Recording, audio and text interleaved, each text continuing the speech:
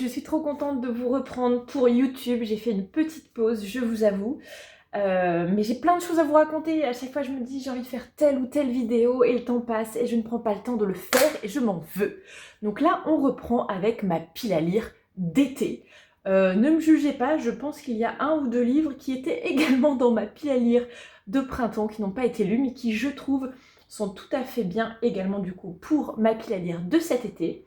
L'objectif que je me suis donné, c'est de me dire que donc comme l'été c'est 3 mois et que de manière générale je lis entre 6 et 9 livres par mois, je vais me faire une pile à lire de 4 livres par mois, donc de 12 livres, et les autres ce sera parce que je le sais très bien, il y en aura qui vont se rajouter, qui vont sortir, que je n'avais pas anticipé. Il y aura aussi les lectures communes du book club, donc je voulais pas me faire une pile à lire sans aucune marge. Donc là, je vais vous présenter 12 livres que j'ai sélectionnés pour ma pile à lire de cet été. Là, j'en ai 10 et on va faire un petit jeu sur la fin de la vidéo avec le jeu de cartes pile à lire de Lumen qui aide à choisir ses lectures, ses prochaines lectures. Je ne l'ai encore jamais utilisé, je l'avais eu pour ma thèse en octobre, donc ça commence à dater. Alors que je trouve que le concept est quand même franchement trop sympathique. Donc on le fera ensemble à la fin, mais d'abord je vous présente les 10 lectures que j'avais sélectionnées. Donc on va commencer avec celles qui sont un petit peu redondantes avec ma pile à lire de printemps, ne me jugez pas. Mais il me semble que par exemple je vous avais mis dans la pile à lire du printemps Atalante tome 2 de Cassandre Lambert publié chez DJ Jeunesse, j'allais dire une bêtise. J'avais lu le tome 1 cette année que j'avais beaucoup aimé, donc on est sur de la mythologie avec donc l'histoire d'Atalante et d'Asclépios, si je dis pas de bêtises. Oui, c'est ça, donc Atalante qui est une guerrière qui a énormément de talent et qui, dans un monde où les héros sont au masculin, veut être une héroïne, veut défendre sa place, veut se battre, a été un petit peu bénie des dieux et a des capacités de stratégie et de force brute qui sont très intéressantes et qui la rendent très sauvage et très compétente. Sauf que la prophétie lui a toujours prédit qu'elle serait une des plus grandes héroïnes de la Grèce antique à condition qu'elle ne tombe jamais amoureuse. Or, son plus gros point faible est Asclépios, qui est son ami d'enfance, avec qui elle a été élevée et entraînée par son mentor. Ils étaient tous les deux, et donc c'est sa plus grande faiblesse, parce que si elle tombe amoureuse de lui, quid de la prophétie? Sera-t-elle quand même une héroïne? Nous ne le savons pas. Ça se lit extrêmement bien, c'est très fluide. Si je devais faire une petite critique dans le tome 1, c'est que comme il y a beaucoup d'ellipses temporelles, on est du coup sur un roman qui, à mon sens, n'a pas tant de détails. Si vous cherchez un world building extrêmement développé, comme par exemple si je prends en comparaison L'Or, qui est un livre de mythologie aussi, un one-shot que j'avais mais adoré, vraiment l'une des meilleures lectures de 2025. Voire même 2024 je crois.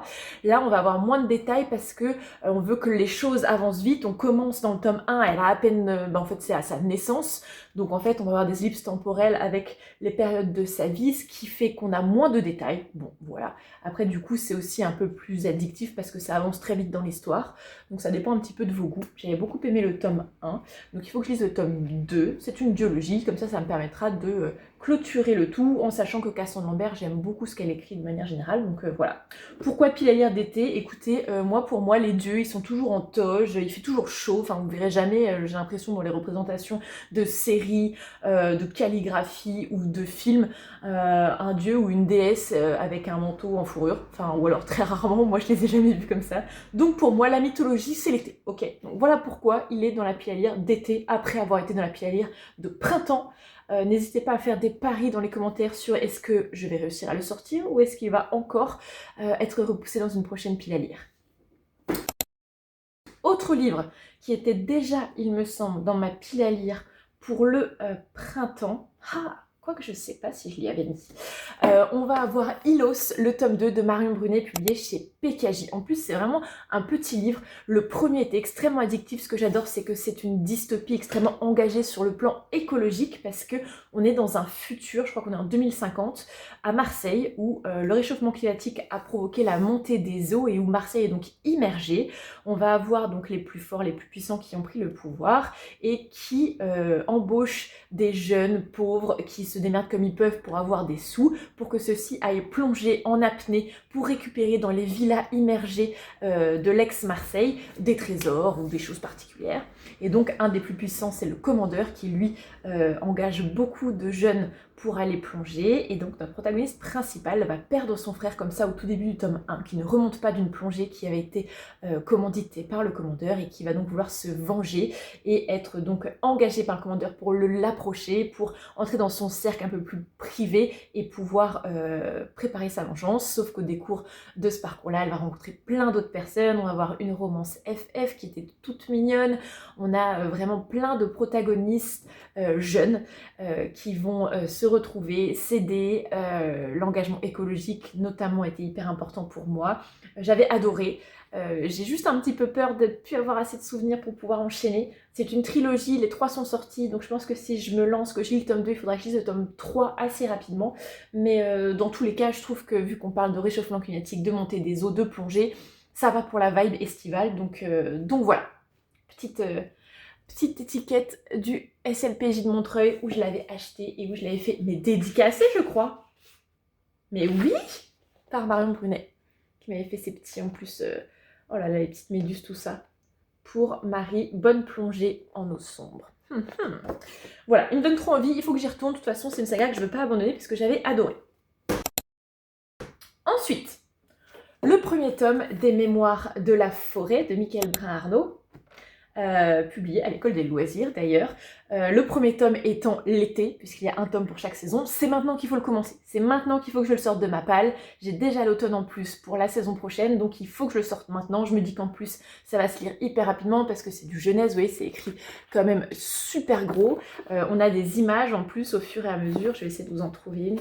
Tac, qui sont trop choupis, et donc ce sont des protagonistes animaux, déjà, alors plus en bande dessinée qu'en livre, mais de manière générale, moi j'adore les univers anthropomorphes où les protagonistes sont des animaux, ce qui est le cas ici. Le protagoniste principal est un renard qui tient une librairie, et qui un jour va avoir un de ses très réguliers clients, donc le monsieur taupe, qui vient vers lui, parce qu'il voudrait retrouver ses mémoires, parce qu'il avait écrit ses mémoires et que là il est atteint d'une maladie qui fait qu'il est en train de perdre ses souvenirs. Or il veut se souvenir, donc il veut lire ce qu'il a déjà écrit, sauf que le livre qu'il cherche, donc ses mémoires qui étaient dans la librairie de Monsieur Renard, vient d'être emprunté. Donc ils vont partir sur les traces de la personne qui a emprunté ce livre pour qu'il puisse retrouver ses souvenirs. Ça a l'air tout choupi, j'avais vu plein d'avis qui disaient que c'était très mignon, notamment avec Audrey du Souffle des mots. J'ai rencontré Michael Brun-Arnaud dans un de mes lieux favoris pour à chaque fois que je passe à Paris, c'est le Renard Café, et qui me l'avait d'ailleurs dédicacé, lui aussi, dites donc. Donc ça me donne encore plus envie de le lire. D'ailleurs il m'avait dit, et je savais pas du tout, que son livre, enfin sa quadrilogie, je sais pas si on dit ça, mais sa saga du coup, était maintenant au programme scolaire. Ce que je trouve assez incroyable parce que c'est quand même rare qu'on ait des gens eh bien, encore vivants qui soient au programme scolaire. Donc j'avais trouvé ça chouette et je me suis dit que ça voulait dire qu'il y avait quand même des messages clés, des choses importantes pour que ce soit sélectionné. Donc je veux vraiment le lire.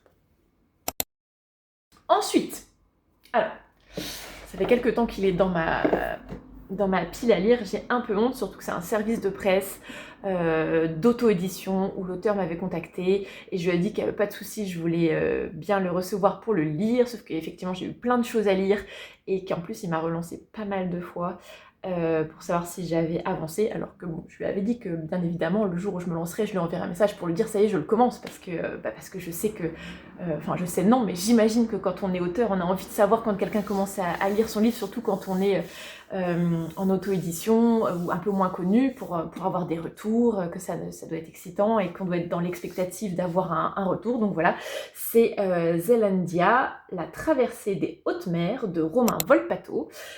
C'est un tome 1, c'est... alors attendez, je veux pas faire de bêtises, je vais relire ce qu'il me disait. Cataclysme encore inexpliqué, des millions d'îles émiettées sur les mers, un continent qui est le Capitole, et des îles qui sont plus éloignées, un mage au pouvoir extraordinaire, une dangereuse expédition sur les hautes mers. Ouais, voilà, pour moi c'était un peu un univers de pirates,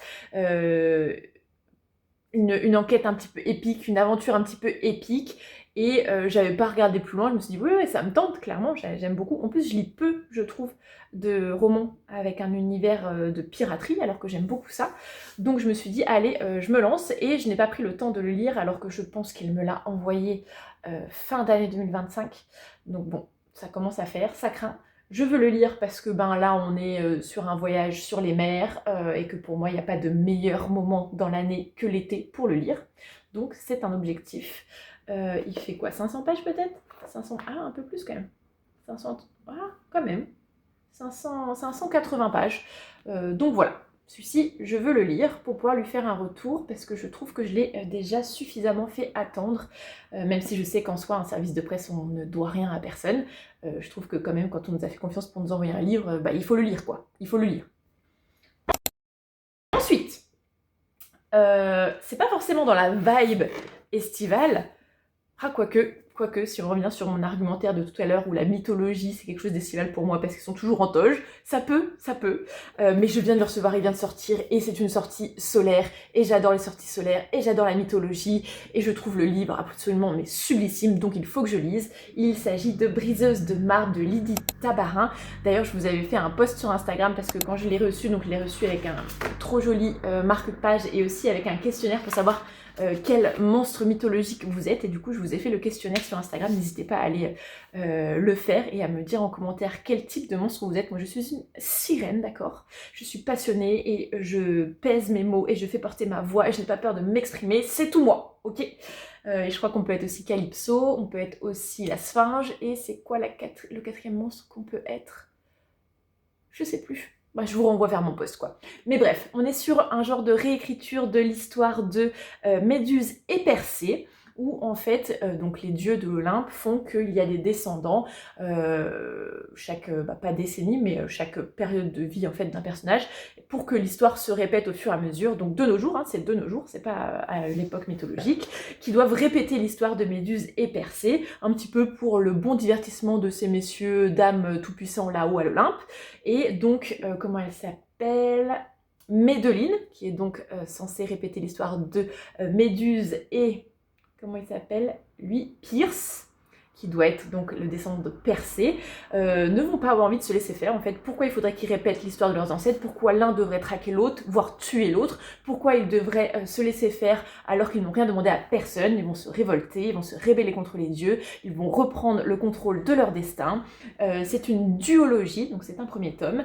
Voilà, j'ai trop hâte. Franchement, je pense que c'est même potentiellement ma prochaine lecture parce que vraiment la mythologie, plus une sortie solaire, je demande pas plus en fait pour être convaincue, je fonce, je fonce.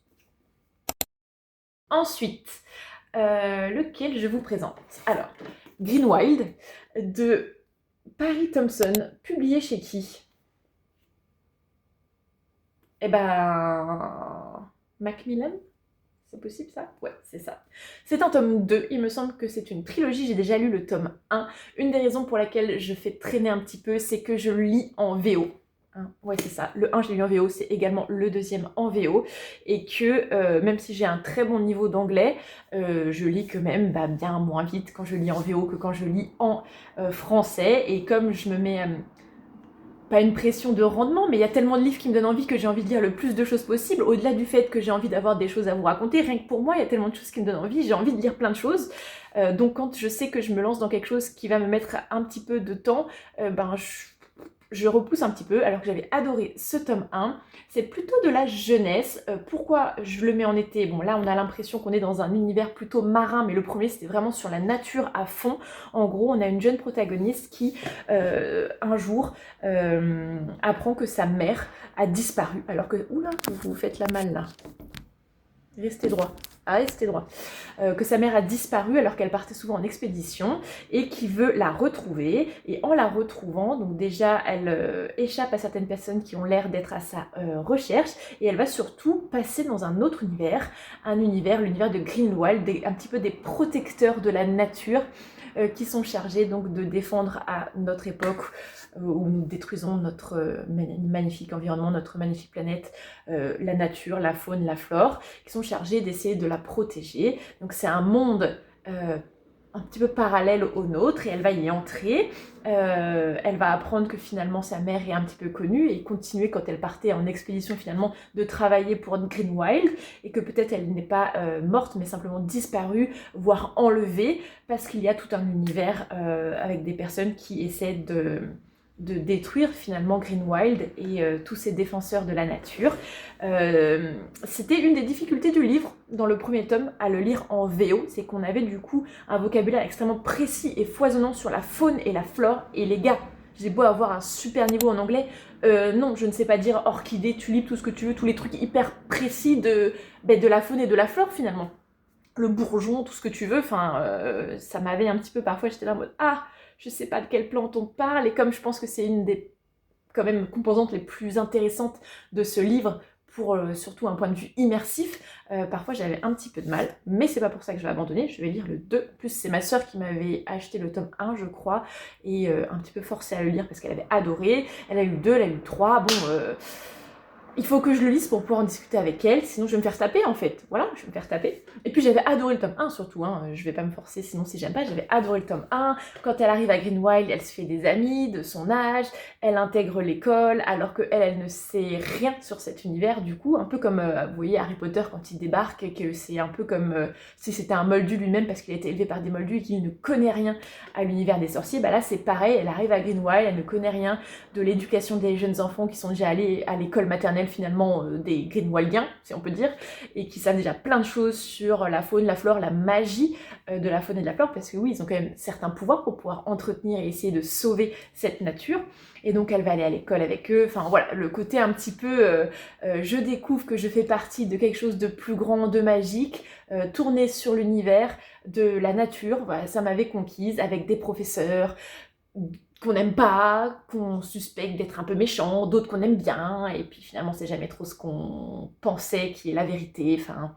voilà, j'avais adoré, donc il faut que je lise le tome 2, et je pense que voilà, même si on passe dans un univers plutôt aquatique que floral comme lors du premier, ça reste très printanier et estival, donc c'est approprié de le mettre dans cette pile à lire de l'été. Ensuite, je ne me souviens plus exactement de quoi ça parle, je l'ai acheté il y a très longtemps. Il s'agit des Abysses de Rivers Solomon, publié chez Gélus. C'est un tout petit poche qui doit faire... Ouais c'est ça, il fait même pas 220 pages, et d'ailleurs je trouve que pour un poche il est écrit assez gros, parce que généralement les poches sont quand même assez compactes et écrits plutôt petits. Alors notamment on est sur une histoire de sirène il me semble, et de... comment on appelle ça, de racisme. Je vais prendre un joker et vous lire le résumé parce que je ne me souviens plus exactement de l'histoire. À l'époque du commerce triangulaire, quand une esclave tombait enceinte sur un vaisseau négrier, elle était jetée à la mer. Mais toutes ces femmes ne sont pas mortes, et certaines ont même donné naissance à leur bébé. Celles qui ont survécu se sont adaptées à leur environnement et ont fondé une humanité parallèle au fond des océans.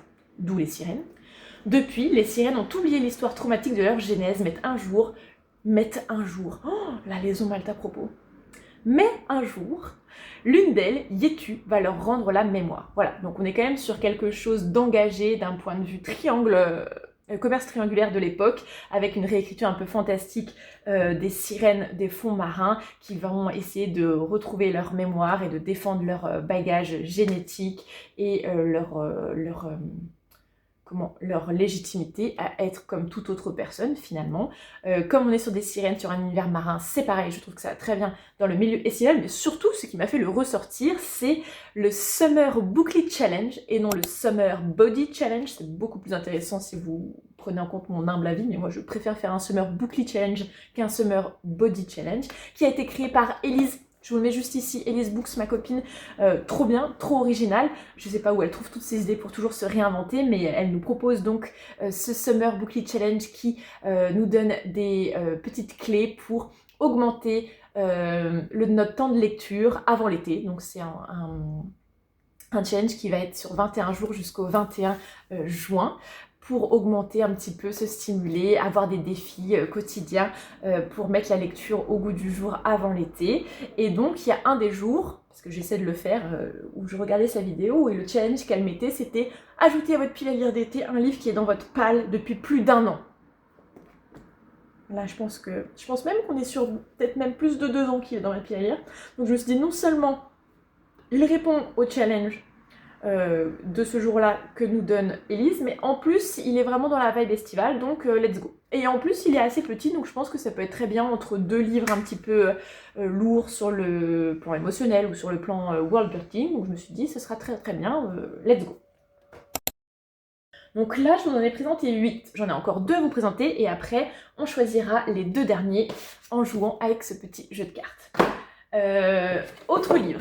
Service de presse que j'ai reçu de Pal Édition, il s'agit de Slow Dance de Rainbow Rowell.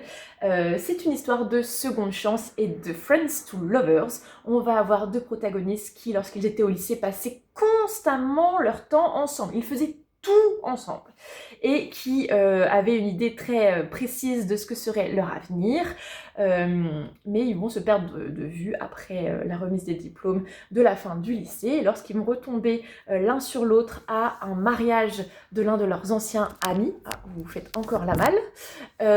Ils vont se reparler et voir si ils s'intéressent peut-être toujours l'un à l'autre, parce qu'à l'époque ils étaient amis, mais peut-être que au fond d'eux, l'un comme l'autre, ils auraient aimé plus. Est-ce que c'est toujours le cas? La réponse est apparemment oui, oui et oui. C'est déjà dit dans le résumé, je ne vous spoil pas, et puis de toute façon c'est une romance, on se doute que la réponse est oui.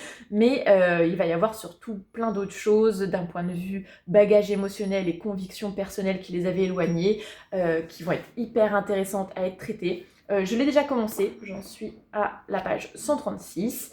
Et je me suis dit que c'était pas trop mal pour l'été. Pas forcément, enfin, j'ai pas trop d'arguments. Je sais pas pourquoi ça peut être pas mal pour l'été. J'ai pas d'arguments à vous donner. Juste, je venais de le recevoir. Je me suis dit que j'allais le lire. La couverture faisait estival, je trouvais, mais après, je pense que ça peut se lire un petit peu n'importe quand.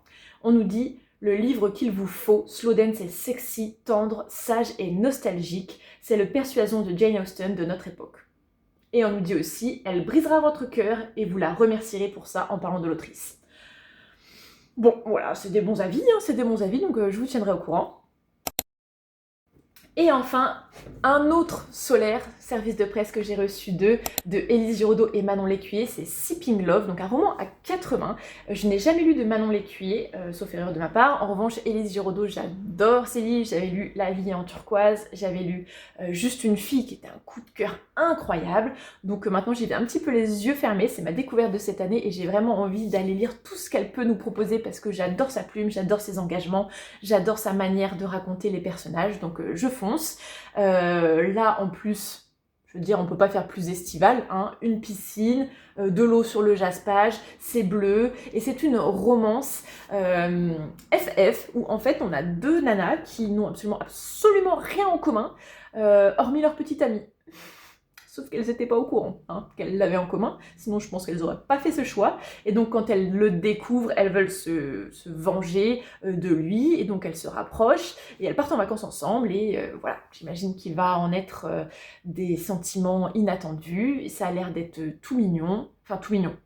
J'ai l'impression qu'il y a aussi certaines choses un petit peu profondes d'aborder qui peuvent être bouleversantes, et ça m'étonnerait pas, puisqu'il y a Élise Giraudot, et qu'à chaque fois elle met un point d'honneur, j'ai l'impression, à être très engagée dans ses lectures, et à toujours nous proposer quand même quelque chose qui permette de réfléchir sur tel ou tel sujet. Donc même si c'est une romance, même si c'est estival, même si c'est peut-être léger, je pense qu'il y aura quand même des choses très intéressantes à réfléchir avec cette lecture. Donc celui-ci, je pense que c'est même certain qu'il sera lu cet été. La question étant, est-ce que je vais résister jusqu'à mes vacances? Parce qu'à la base, je m'étais dit vraiment, j'ai envie de le lire pendant mes vacances, pas pendant l'été que je travaille un week-end ou quoi. J'ai envie de le lire au bord de la mer, j'ai envie de le lire en bikini, en sentant le monoeil, avec des lunettes de soleil et un chapeau de paille sur la tête, enfin voilà quoi. Mais en même temps, il me donne très envie, donc ça veut dire qu'il faut que j'attende jusqu'à fin août, parce que mes vacances sont les 2 dernières semaines d'août pour le lire.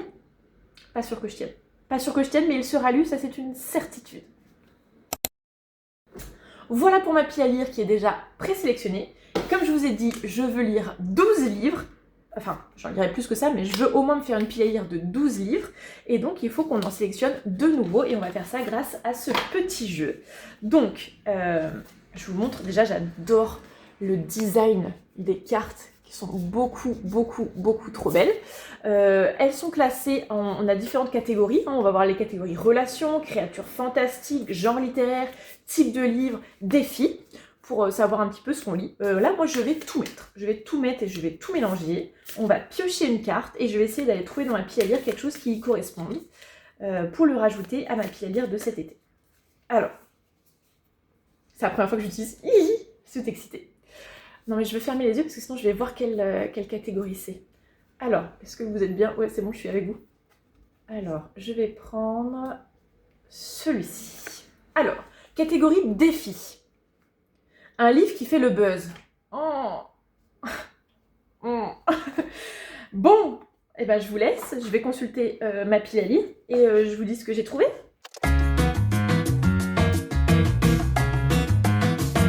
Alors, j'en ai pris 2 et on verra en fonction du mood lequel je choisirai au moment où je le lirai.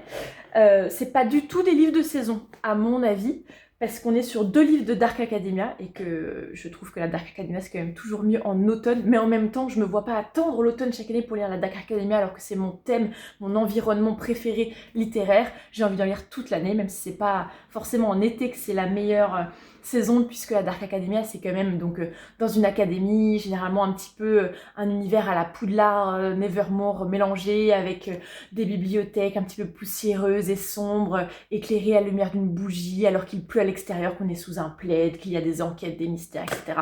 Donc tout sauf l'été finalement. Mais bon, il fallait un livre qui fait le buzz et je n'en ai pas tant que ça dans ma pile à lire. Donc j'ai choisi 2 sorties de ce début d'année 2026 de Dark Academia et qui sont tous 2 des livres que j'ai reçus au Bookly Event Dark Academia de Léane.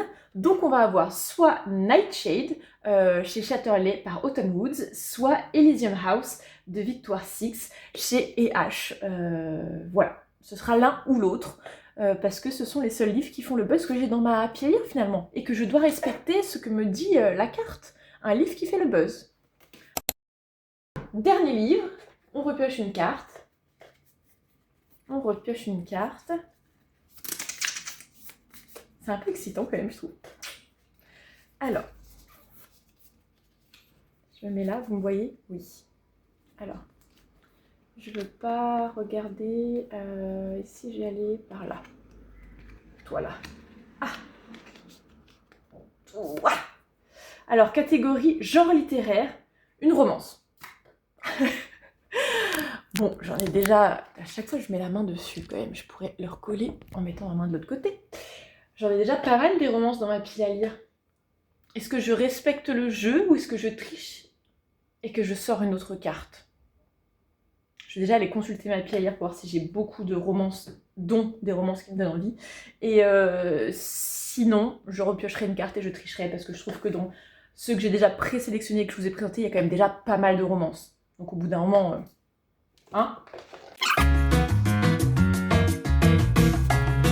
Bon, on va dire que je suis pas une tricheuse finalement. J'ai trouvé quelque chose. Ça me fera une romance de plus. C'est quand même la saison où je préfère lire des romances, le printemps, l'été. On va pas se mentir. Je vous présente le livre. Je sais que c'est une autrice problématique, je veux dire, pardon. Puisque je vais vous présenter un livre de Colleen Hoover.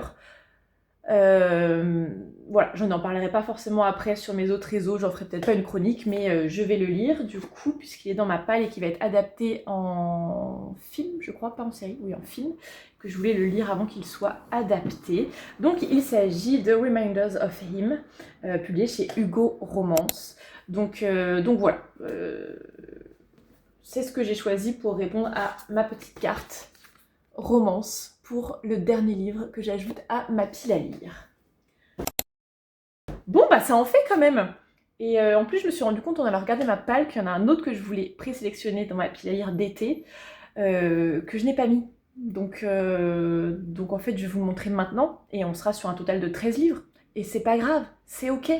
Il s'agit de L'été où je suis morte. Donc forcément, il fallait que je lise en été. Je l'ai acheté au Salon du Livre de Paris. Donc c'était quand déjà ça? Février ou mars? Bon, c'était début d'année. Quand j'y suis allée avec les filles et que je vous avais fait un petit vlog d'ailleurs. il me semble, oui, je crois que j'avais vlogué, voilà, où j'avais rencontré Cécile Guillot, qui est une des deux autrices au stand de Naos, qui est donc l'autrice. Initialement, j'avais surtout flashé parce que donc c'est l'autrice de Les filles de Witch Hazel House, que j'ai très envie de lire aussi, que j'avais vu depuis 1 ou 2 ans d'ailleurs, qu'il est sorti, que je voulais vraiment vraiment lire, mais qui est plutôt automnal. Et quand je l'avais acheté, fait dédicacer, je lui avais demandé à Cécile Guillot si c'était effectivement vraiment mieux de le lire à l'automne, parce que comme j'étais en train de l'acheter, je savais que j'allais avoir envie de le lire. Et elle m'avait dit ouais, quand même c'est mieux. Du coup j'étais là putain, fichier, je l'achète et je vais devoir attendre. Et elle m'avait subtilement et très habilement dit mais regarde, il y a ma nouvelle sortie et elle, tu peux la lire maintenant, l'été où je suis morte. Et comme je suis un pigeon, j'ai dit mais tu as raison, je vais prendre les deux. Et je me suis fait dédicacer les deux. Et donc du coup je pense que je lirai celui-ci. Je vous lis le résumé. Août 1995. Anna disparaît lors de son séjour au camp Hollow Pines au cœur de l'Oregon. Août 1996, donc 1 an après. Amy revient à Hollow Pines pour la 7e année consécutive, mais cet été ne ressemble à aucun autre. Elle rencontre Sadie, une adolescente taciturne, et doit faire face à l'absence de son amie Anna, qui n'a jamais été retrouvée, qui est donc celle qui avait disparu l'année précédente. Rongée par un terrible secret, Amy décide de s'allier à Sadie pour se lancer à la recherche de la vérité. Que s'est-il passé la nuit de la disparition d'Anna? Elle qui croyait si fort aux faits, en serait-elle devenue une? Est-ce seulement un tragique accident ou quelqu'un lui aurait-il fait du mal? Des histoires macabres courent sur le camp. Dans cette forêt pleine de légendes, les contes pourraient bien se transformer en cauchemars. Et effectivement, on voit sur la couverture d'ailleurs que j'adore, que c'est un petit peu glauque. Hein. On a donc la circulation sanguine qui est ici représentée par un petit peu des lianes de plantes et de champignons phosphorescents et luminescents qui sortent de la poitrine de cette dame qui est peut-être du coup Anna, la disparue, je ne sais pas, qui a des plantes qui lui sortent des cheveux, qui a un petit pigeon mort, enfin un pigeon non, plutôt un moineau mort dans les mains, donc ça a l'air d'être un petit peu macabre. Je crois que j'avais eu, alors déjà il est dédicacé, et je crois que j'avais eu une super image, ah bah elle est pas là, mais j'avais eu une image avec qu'elle m'avait donnée. Je la mettrai dans mon post quand je l'aurai lu et que je lirai. Donc voilà, 13e livre que je rajoute à ma pile à lire d'été. Eh bien, n'hésitez pas à me dire si vous avez des livres que vous voulez absolument lire cet été. Pourquoi pas, comme ça je les rajouterai à ma pile à lire, à me dire parmi tous ceux que je vous ai présentés lesquels vous donnent le plus envie et à votre avis par lesquels je devrais commencer. Je vous retrouve bientôt pour, je pense, un Mid-Year Book Tag, ce sera une de mes prochaines vidéos. J'aime bien faire le point à 6 mois du début de l'année pour vous parler un petit peu de mes meilleures lectures de cette première partie d'année, de mes meilleures découvertes d'autrices, des suites de sagas que j'attends le plus, etc., etc. Donc ce sera une nouvelle vidéo face cam. J'aimerais aussi faire un weekly vlog, j'ai jamais fait ça. En fait, j'adore regarder les vlogs, c'est ce que je préfère regarder de mes copines.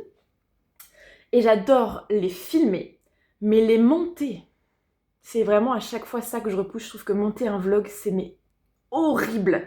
Ça prend beaucoup de temps, surtout étant donné que moi je le fais sur mon portable parce que j'ai pas de caméra pour me filmer, donc c'est sur mon portable que sont les vidéos et que mon Mac est trop vieux pour que j'installe CapCut dessus et que je puisse du coup faire mon montage sur mon Mac, donc tout est sur mon portable, c'est petit, bref, je repousse à chaque fois, je déteste monter un vlog alors que j'adore vous en proposer et en filmer et que j'adore en regarder. Donc là, je me lance quand même dans un weekly vlog, je pense, pour le mois de juin, que je vais vous proposer. Et ce que je vais essayer, c'est de faire le dérush et le début du montage chaque jour le soir. Pour pas avoir à faire toute la semaine après d'un coup, que ce soit hyper lourd et que je procrastine, repousse, voire abandonne l'idée du vlog, ce qui m'est déjà arrivé quand je commençais à prendre trop de retard par rapport au moment où j'avais filmé. Voilà un petit peu les projets de vidéos sur YouTube pour la fin du mois. J'espère que cette vidéo vous aura plu. N'hésitez pas à me suivre aussi sur Instagram ou TikTok si ce n'est pas déjà le cas. J'y suis quand même beaucoup plus active que sur YouTube, surtout en story et avec mes avis. N'hésitez pas à me dire en commentaire si vous avez aimé cette vidéo, quels sont les livres qui vous donnent le plus envie, quels sont les livres que vous avez le plus envie de lire cet été. Et je vous retrouve très bientôt pour une prochaine vidéo. Belle lecture d'ici là!